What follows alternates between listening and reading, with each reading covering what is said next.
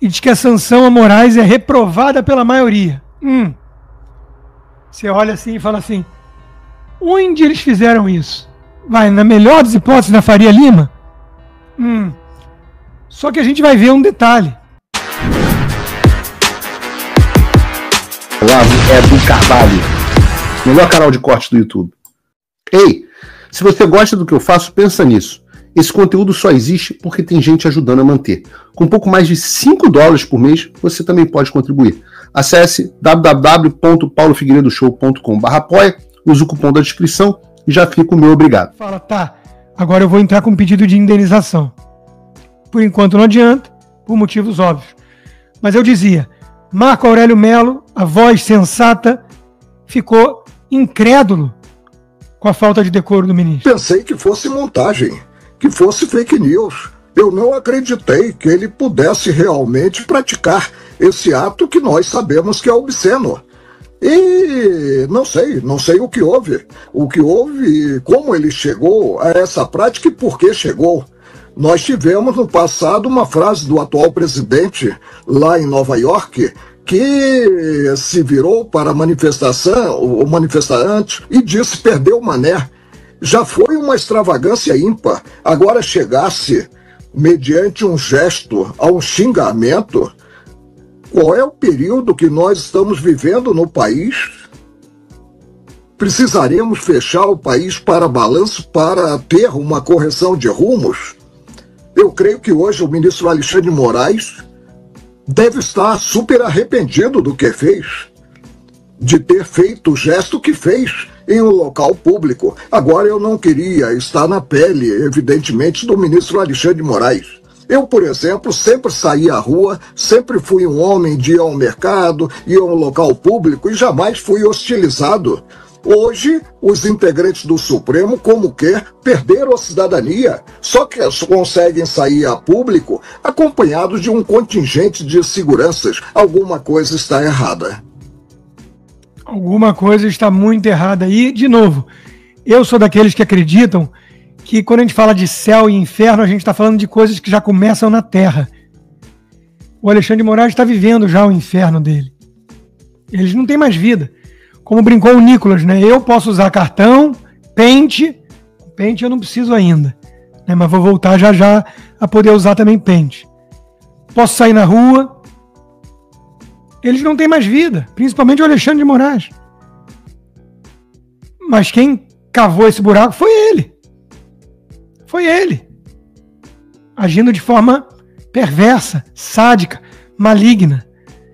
Se esse é o clima nos bastidores, para fora, eles precisam mostrar, obviamente, algo diferente. Ou tentar mostrar. Como a gente viu no body language do Barroso, como a gente viu no body language do próprio Xande, eles não conseguem transparecer serenidade.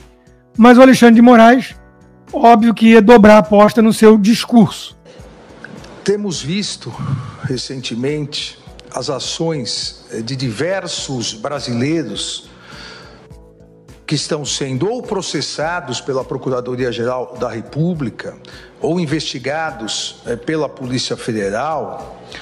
Estamos verificando diversas condutas dolosas e conscientes de uma verdadeira organização criminosa que, de forma jamais anteriormente vista em nosso país, age de maneira covarde e traiçoeira, com a finalidade de tentar submeter o funcionamento deste Supremo Tribunal Federal ao crivo de um Estado estrangeiro. Age, repito, de maneira covarde e traiçoeira. Covarde porque esses brasileiros pseudo-patriotas encontram-se foragidos e escondidos fora do território nacional.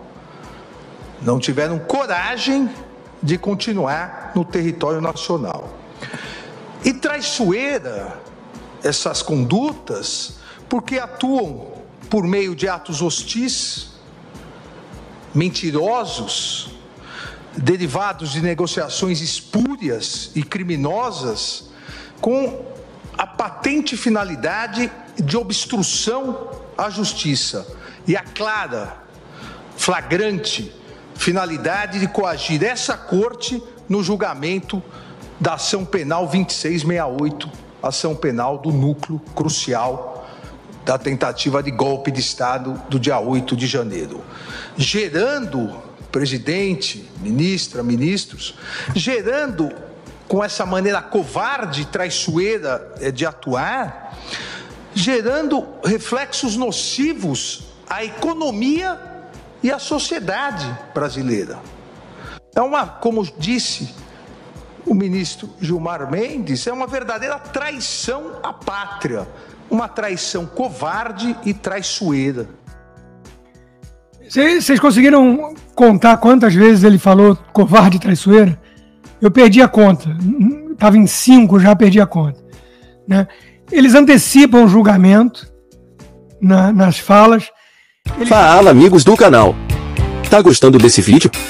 Então não esqueça de deixar o like, comente quanto quiser e compartilhe com seus amigos e inimigos por um Brasil melhor e mais justo. Inscreva-se no canal e nos ajude a chegar a 1 milhão de inscritos. Não saia daí que o melhor desse vídeo ainda está por vir. Nas falas, ele chamou também de milicianos, que é uma palavra que eles adoram. E olha, não é preciso ser nenhum gênio para dizer o seguinte: como quem está tomando as decisões é o Trump, ele está dizendo que o presidente dos Estados Unidos participa de uma milícia, o presidente americano. Então, de novo, né? Covarde não ficar no Brasil para ter o destino do Daniel Silveira, que está sendo torturado há 5 anos, para ter o destino da senhora de 72 anos que tem que dormir no chão na prisão, ou da cabeleireira Débora, longe dos filhos por usar um batom na estátua. É covardia. Ninguém está foragido, tem todo mundo o endereço certo. Ele é que não usa os trâmites legais para citar por meio de carta rogatória, por exemplo, o Paulo Figueiredo, que já respondeu à altura. Agora, não quer dizer que a lei Magnitsky vai salvar o Brasil. Quer dizer que a ajuda externa é boa, é importante. Eu estou lendo um livrinho e vou fazer uma live exclusiva depois sobre esse livrinho com os meus patronos. From Tyranny to Democracy, From Dictatorship to Democracy, desculpa, que o Flávio Gordon me recomendou. E ele mostra lá, esqueci o nome do autor agora, como a resistência inteligente, firme e pacífica consegue eventualmente na história dobrar regimes tirânicos. Tem que ter inteligência, tem que ter estratégia, coragem, e o apoio da cavalaria externa é bem-vindo, mas no final do dia são os domésticos que precisam reagir. Por isso é tão importante o dia de amanhã. 3 de agosto, aniversário do meu melhor amigo de infância. Um abraço, Lê, aquele que gravou comigo a música que eu fiz pro meu filho Antônio, né? Hall of Mirrors. E temos que ir às ruas. O intuito de todo regime totalitário é criar uma espiral de silêncio, é intimidar, é usar alguns exemplos para não precisar prender todo mundo. Você pega alguns, imola em praça pública, deixa lá empalado e as pessoas têm medo. Por isso é tão importante a gente reagir.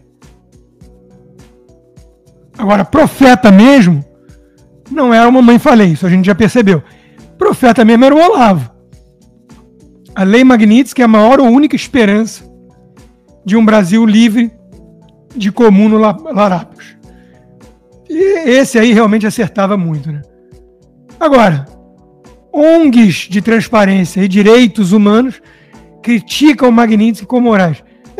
São as mesmas ONGs dos direitos dos humanos que saem em defesa de um garantismo tosco do ponto de vista do direito, que na verdade é um subterfúgio para a impunidade, desde que o criminoso seja um homicida, um traficante, um estuprador.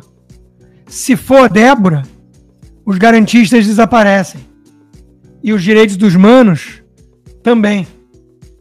Aí eles vão atrás do Trump do governo americano, da democracia mais sólida do planeta. Agora, encontre o erro na chamada da Infomoney. Moraes é a primeira autoridade de um país democrático a ser enquadrada na Lei Magnitsky. Eu já mostrei aqui as companhias. Não é mais um país democrático. Cheque as premissas, diria Ayn Rand. O Sebastian Gorka não é conhecido no Brasil, mas eu já li o livro dele, ele é muito bom. Ele é um cara que trabalha na contra-inteligência a terrorismo, aqui no governo Trump. Sebastian Gorka cresceu em país sob o comunismo. Como Marco Rubio é descendente de cubanos. Quando você já foi mordido por cobra, você tem medo até de linguiça. E você sabe como lutar contra comunistas. Once bitten, twice shy, diz o ditado. Então o Gorka foi um dos que se manifestaram de que a América, o farol da liberdade, reconheceu oficialmente o juiz Alexandre de Moraes como um tirano corrupto que ele é. A linguagem sobe o tom. Por quê? Porque eles conhecem isso, eles já viram antes. Eles sabem onde isso vai dar, eles sabem onde está levando o país. E eles sabem que precisa reagir o quanto antes que seja tarde demais. Aí vem a pesquisa Quest, puxadinho do Globo, e diz que a sanção a Moraes é reprovada pela maioria. Você olha assim e fala assim, onde eles fizeram isso? Vai, na melhor das hipóteses, na Faria Lima? Só que a gente vai ver um detalhe. O levantamento foi coletado entre os dias 28 e 30, até as 18 horas. Porra, meu! A Magnitsky saiu no dia 30, de tarde. Eu estava ao vivo na minha live sobre imigração. Saiu ali comecinho, final da manhã, comecinho da tarde. Então eles pegaram o levantamento de 2 dias sem Magnitsky para falar de Magnitsky. Essas são as nossas agências de pesquisa. Muito obrigado pela preferência, sob censura ainda, né? Muito obrigado e peço encarecidamente que quem quiser apoiar o meu trabalho independente, que é, cá entre nós, o que eu mais gosto, sem demérito a todos os outros, e são vários empregadores, parceiros, mas esse é o que eu mais gosto de fazer. Sou eu e vocês direto aqui, né? Vá lá no rodrigoconstantino.com e considere se tornar um patrono hoje mesmo. Inscreva-se também na minha comunidade do Locals, o conteúdo disponível do que eu produzo está lá, mas de preferência para quem usa VPN, para não ficar na intranet do Xandão. E se possível, considere se tornar um membro apoiador. Você recebe como recompensa por viabilizar esse trabalho independente conteúdos exclusivos, como toda segunda-feira, tivemos ontem já, conversa de boteco. Quartas-feiras temos o Cigar Bar, em que eu procuro responder as perguntas dos apoiadores. Então, vá lá no rodrigoconstantino.locals.com, inscreva-se, gratuito, e se possível, torne-se um membro apoiador. Obrigado por assistir o vídeo até o final. Se você já chegou até aqui, confere se já está inscrito no canal e se já deixou aquele like generoso. Estamos quase chegando a 1 milhão de inscritos e a sua ajuda é muito importante para levar o canal Olavo Edu Carvalho mais longe. Até o próximo vídeo, meus amigos. E neste momento é muito fácil aos defensores do plano alegar isso é uma teoria da conspiração.